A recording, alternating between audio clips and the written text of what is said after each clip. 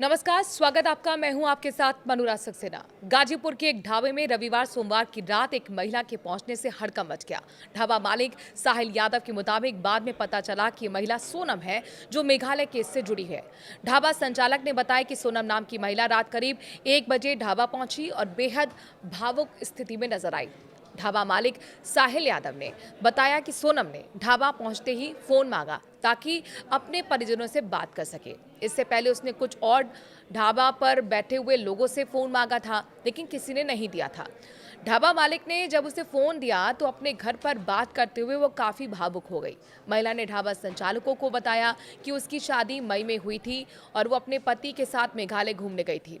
इसी दौरान किसी ने उनके साथ लूटपाट की कोशिश की और उसके पति को गोली मार दी। उसके बाद उसे अगवा कर लिया गया और फिर गाजीपुर लाकर छोड़ दिया गया। वहीं महिला ने यह भी कहा कि उसे नहीं मालूम कि वो गाजीपुर तक कैसे पहुंची। ढाबा मालिक ने बताया कि वो बनारस से गाजीपुर वाले रास्ते से पैदल चलकर आई और ढाबा तक पहुंची।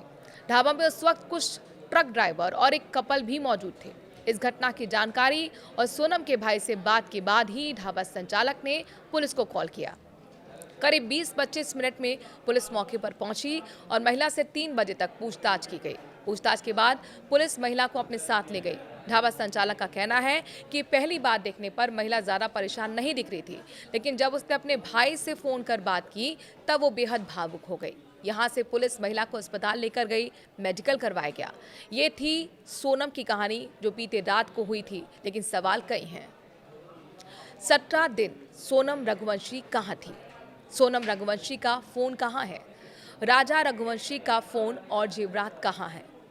राजा की हत्या के बाद किसने साथ दिया सोनम का और किसके साथ थी सोनम? सोनम रघुवंशी यूपी के गाजीपुर कैसे पहुंची? राज कुशवाहा ने सोनम के कहने पर ही राजा की क्या हत्या की? पत्नी सोनम ने रची पति राजा की हत्या की साजिश। क्या गाजीपुर से नेपाल भागने के फिराक में थी सोनम? राज से प्रेम प्रसंग था तो राजा से शादी क्यों की? मेघालय पुलिस की डीजीपी ने ये जानकारी देते हुए बताया कि इंदौर के रहने वाले राजा रघुवंशी के हत्याकांड में उसकी पत्नी सहित 4 लोगों को गिरफ्तार कर लिया गया है। मेघालय के डीजीपी आई नोग्रंग ने बताया कि राजा रघुवंशी हत्याकांड में पत्नी सोनम ने यूपी के गाजीपुर में पुलिस के समक्ष सरेंडर कर दिया है, तो वहीं 3 अन्य हमलावरों को देर रात रेड में गिरफ्तार कर लिया गया है। उन्होंने कहा कि एक व्यक्ति को यूपी से गिरफ्तार किया गया है, जबकि 2 अन्य आरोपियों को एसआईटी ने इंदौर से पकड़ा है। इंदौर के ट्रांसपोर्ट कारोबारी राजा रघुवंशी की हत्या के मामले में गिरफ्तार 4 युवकों में से सोनम के प्रेमी राज कुशवाहा को लेकर अब नया खुलासा हुआ है। राज कुशवाहा सोनम के पिता की दुकान में काम करता था। 2 दिन पहले सोनम के घर आया हुआ था। सोनम के घर के पास ही रहा करता था। 1.5 साल पहले उसने नया कमरा लिया था। सोनम को मेघालय पुलिस यूपी पुलिस से ट्रांजिट रिमांड पर लेने की तैयारी कर रही है। इधर सोनम को खुद को पीड़ित बताते हुए देखा गया है और कहा उसने कि उसका अपहरण हुआ है, यानी उसे किडनैप किया गया है। किडनैपर पे ही उसने गाजीपुर ढाबे पर छोड़ने की बात कही है। उसका कहना है कि किडनैपर यहाँ पर छोड़ के गया है। पुलिस को सोनम की थ्योरी पर भरोसा नहीं हो रहा है। बताया जा रहा है कि सोनम और राज ने मिलकर राजा रघुवंशी की हत्या की प्लानिंग की। सोनम ने राज और उसके 3 साथियों को 3-4 दिन पहले ही गुवाहाटी भेज दिया था। गुवाहाटी से आरोपी शिलांग पहुंचे। उन्होंने प्लान के मुताबिक सोनम और राजा का पीछा किया। सोनम ने अकेला पाकर राजा की हत्या करवा दी। सूत्रों का कहना है कि सोनम राज से लगातार लोकेशन शेयर कर रही थी। राजा रघुवंशी कामाख्या देवी के दर्शन के लिए घर से पत्नी सोनम के साथ निकला था। परिवार का दावा है कि दोनों का शिलांग जाने का कोई प्लान नहीं था। बताया जा रहा है कि सोनम के कहने पर राजा शिलांग और चेरापूंजी तक चला गया। हत्या के बाद सोनम फरार रात में सफर करती रही।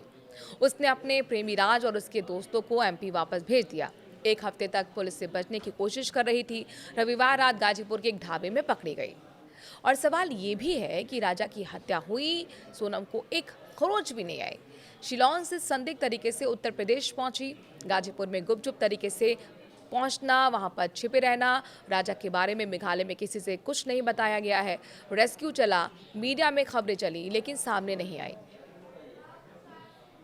ये तमाम सवाल यहाँ पर बने हुए हैं और आखिरकार आप इस पूरे प्रकरण को लेकर क्या कहते हैं? क्योंकि सोनम ये लगातार कह रही है कि वो कोई आरोपी नहीं है, बल्कि वो खुद विक्टिम है।